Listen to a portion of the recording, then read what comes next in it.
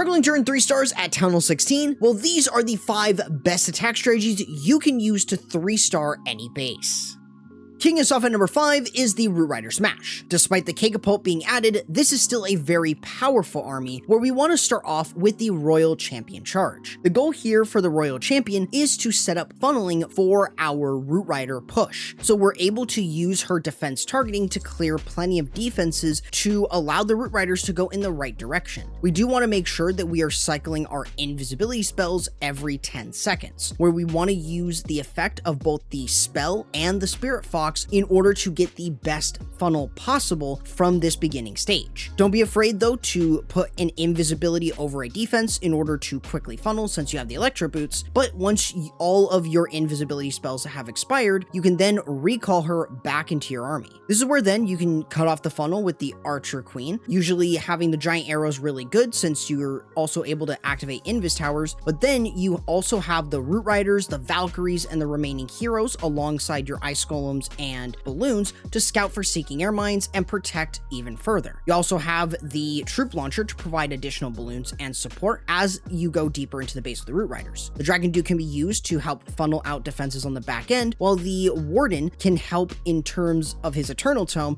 to protect all of your troops as they go through the Town Hall and especially through the core of the base. The Overgrowth is used in order to control pathing, so once that expires, you have a really nice lane to actually work in. The Dragon Duke had his Stun Blaster, and that allows him to not only stay alive a little bit longer, but get enough value in order to control the pathing inside the base for the Root Riders. That way, as you work towards the back end, you also have things like your totem spells to redirect a lot of damage away from your main Root Rider push, alongside free spells in order to minimize damage. Otherwise, you should be able to 3-star more often than not with Root Riders just because of how powerful they are, and especially with how powerful you can set this attack up with the Dragon Duke being able to clear out defenses inside the base alongside the Royal Champion providing support and value via the Royal Champion Charge.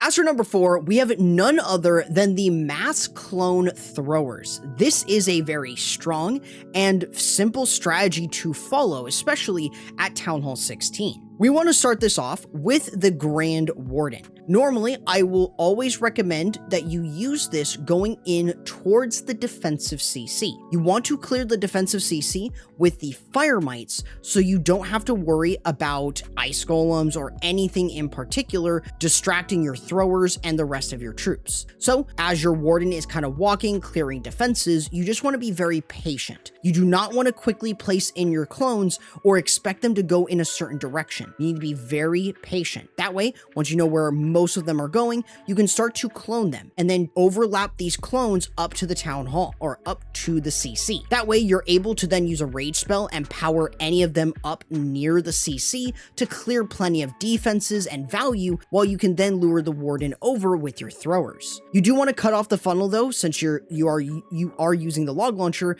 You can take the Queen with her giant arrow and action figure in order to help create that funnel. The log launcher is going to be able to help push your troops in, while the throwers can reach plenty of defenses and buildings right from the outside. We also have the Barbarian King to offer additional funneling, and even the Dragon Duke over on the back end to help clear out plenty of other buildings and defenses. That way, as we start to work in towards the core of the base, we have the Grand Warden providing enough value and support with the throwers as they clear defenses inside the base. Having the Life Gem and Rage Gem is amazing for throwers, and so long as you can keep the Warden alive, this is extremely powerful. The Dragon Duke, on the other hand, is able to very easily clear defenses just so long as he has his ability in order to provide additional support for himself, and otherwise this attack, so long as you can remove the CC, is extremely powerful. This is a really tough army to stop, and with how good it is and how simple it is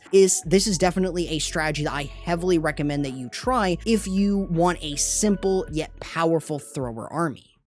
With number 3, we have none other than the Super Bowler Smash. This is a very powerful attack just because of how good Super Bowlers are with the Heroic Torch. We do want to start this attack off by running the Archer Queen and doing a Queen Charge. We are going to use a recall spell, but the idea here is to create pathing while getting something of value. In this case, we're going in towards the CC to remove both the Crafted Defense, the Eagle Artillery, and the Monolith. There's a lot of good things there. So we can use our Rage spell and Invisibility spell to protect everything as we work a little bit deeper in. We can use a Poison spell to deal with the defensive CC while the Archer Queen moves towards the core of the base. That way we're able to deal with the defensive CC with no problem, but we can also use our Invisibility spells to protect both the Queen and the healers, making sure that we can get enough value before recalling her back to be used within the start of our army. Speaking of which, we can then place her right back since she has the healers, so we can also have the Super Bowlers, the Grand Warden,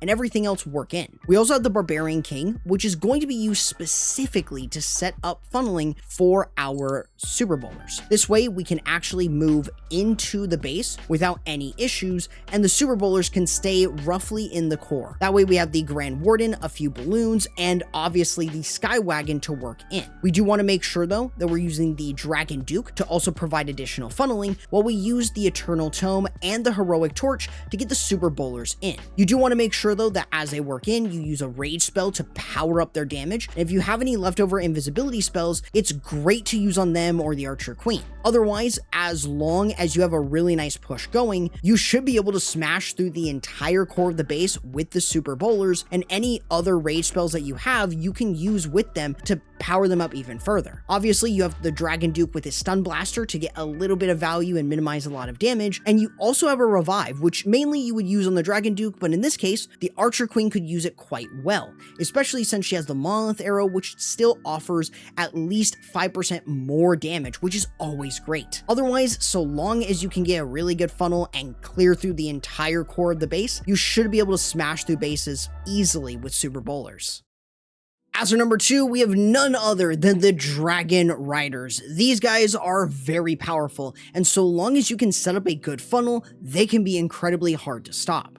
We want to mainly start off with another Royal Champion charge. The goal here is to set up pathing for our main push, so we're actually able to get the Dragon Riders to move across the base without any issues. So we want to use our Invisibility spells again every 10 seconds since we're using the Spirit Fox. But in this case, we want to use the Haste Vial. You do just want to make sure that you keep in mind the invisibility timing and where she is, since she is fairly fast with the Haste Vial. Otherwise though, you're able to get really good value at a very quick rate, especially since you don't have access to the Electro Fangs. So you're able to get a really good amount of value from this charge while using your Invisibility spell and Spirit Fox to get plenty of value. That way you're able to create a funnel, and you could use a poison to obviously deal with the defensive CC, but also being able to use an Inferno Dragon to set up funneling. This is where then we want to do the same thing on the other side, so we can actually get our Inferno Dragons to go with the Dragon Riders. That way we have the Dragon Riders working in with an Ice Hound to apply protection, while also being able to have the Minion Prince, the Grand Warden, the Sky Wagon, everything to work in. The core of the base we can use an Overgrowth on, since obviously dealing with the Town Hall Poison can be quite annoying. So you want to make sure that you are avoiding a lot of damage and leaving that towards the back end. Obviously with the Dragon Duke though, we can use him to kind of clear out some defenses, make it a little bit easier for the dragons and for the Dragon Riders and the Inferno Dragons to move through the core. This is where the Eternal Tome and Healing Tome is extremely good, alongside having a Rage spell to power up the Dragon Riders, and even the Minion Prince's Dark Orb to slow down defenses. Otherwise, as long as you have a good amount of troops from the core of the base working towards the back end, you could even use a Revive, sometimes for the Dragon Duke, and sometimes here in this case for the Royal Champion to help clear out any remaining defenses. The Dragon Duke in this case didn't really need to use his ability, and we could have used it a lot earlier, but for the most part, you should be able to overkill bases with this so long as you can create proper pathing.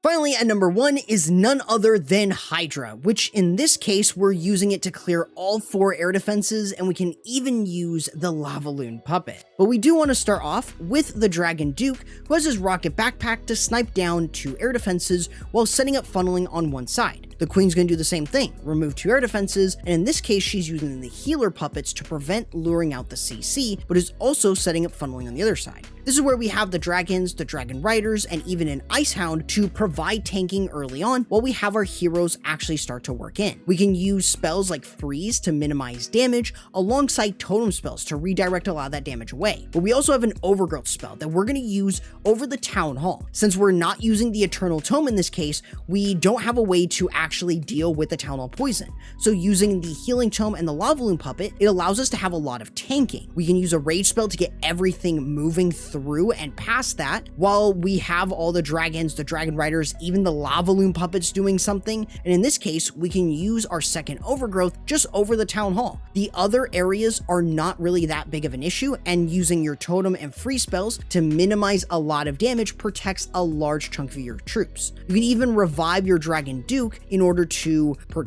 keep a lot more moving through the base, having a lot more damage with all the dragons and dragon riders that you have. And so long as you can just clear through all 4 air defenses, the last thing here in this case is the town hall, and you should be able to easily overkill it even when using the lava loon puppet.